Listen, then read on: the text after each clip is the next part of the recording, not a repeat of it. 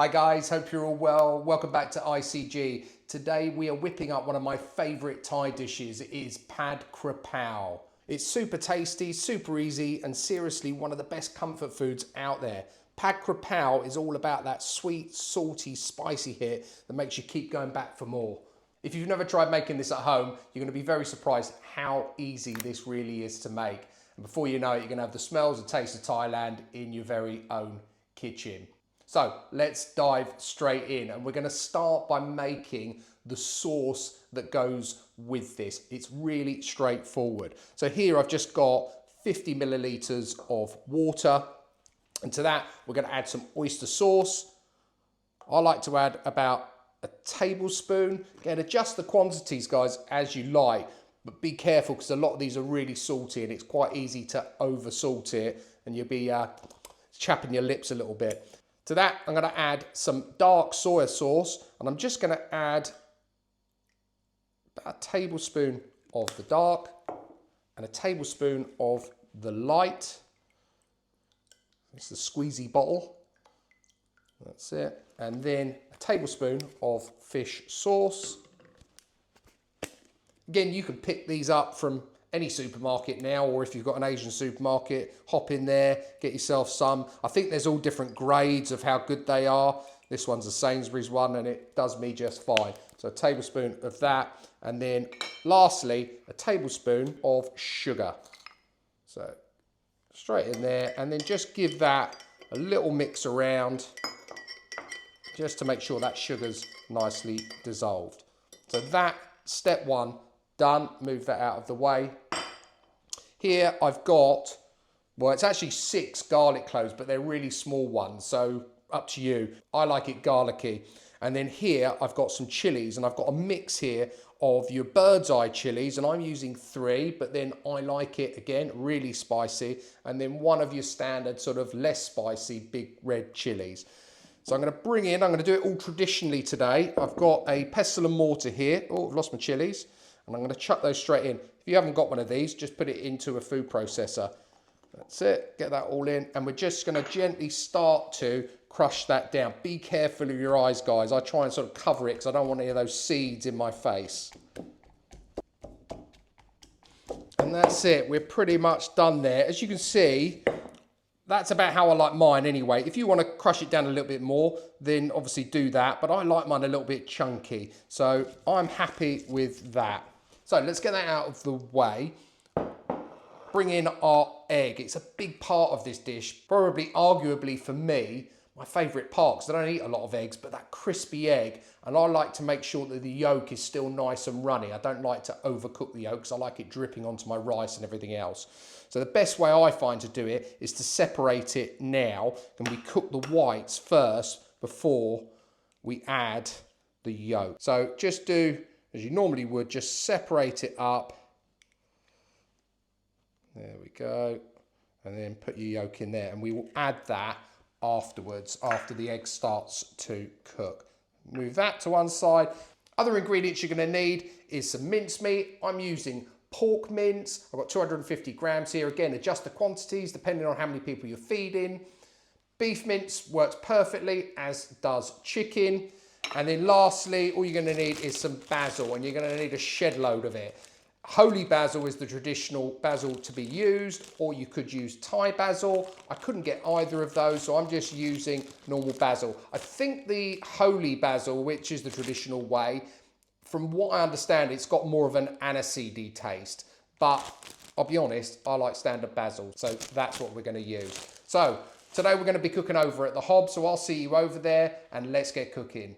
We're going to start by frying off our mince. So you want your wok or frying pan really, really hot. I'm just going to go in with a little bit of vegetable oil and then straight in with our mince. Get it all in and then just break it up. Plenty of sizzle on that. And we want to cook this until it's nicely browned.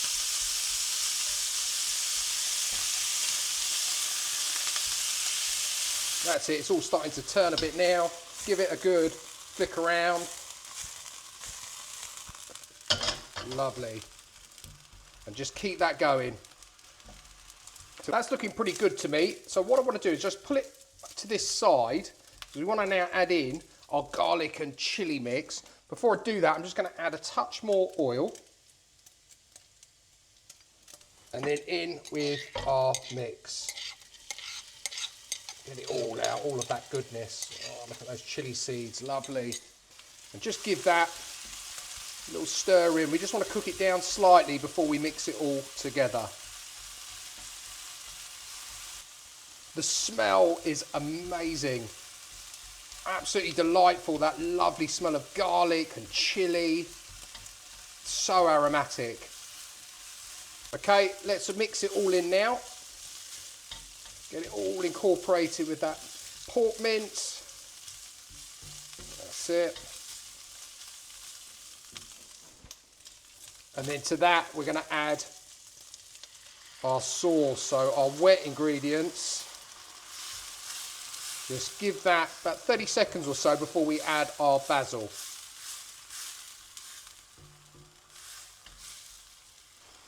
Okay, that's looking good. In with our basil, plenty of it. Add more if you want. But for that portion, I'd say that's pretty good. That was about half a bunch there. Stir it through again. I'm going to leave that for another minute, and then we'll be ready to cook our egg. Okay, that's us done. I'm going to remove that from the heat, and let's bring in the oil to cook that egg up. Okay, so in a pan here, I've got about half a centimetre of veggie oil. Again, add nice and hot. Get your egg white in and just leave that for about 20 seconds or so just to start to crisp it up before we add that yolk. Okay, that looks good to me. Get your yolk, gently place it somewhere on the top, hopefully where it's going to stay on. It might need a little bit of help just to set. And that looks good to me. And then get your spoon and just gently go around the edges of it, just so that the white sets on it so it stays where it needs to be. And leave that for about another 30 seconds and this will be ready to serve and plate up. So I'll see you over at the bench where we can give it a try, see how we've done.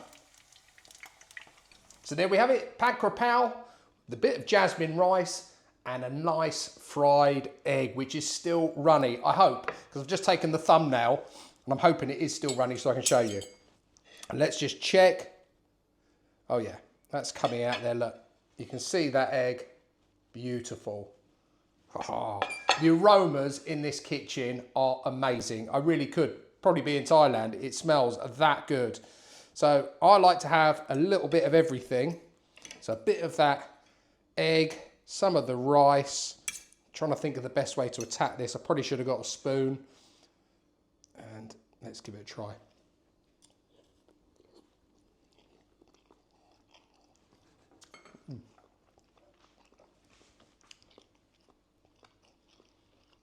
It's sweet, it's spicy, it's salty. Actually, it's very spicy. It's starting to creep up on me. Absolutely delicious though. The egg works so well with it. Absolutely love it. Jasmine rice, again, a classic. It really is a match made in heaven. So easy, proper street food style. Would be great as a midweek dinner or if you're entertaining friends. Really is delightful. Guys, that's it from me for today.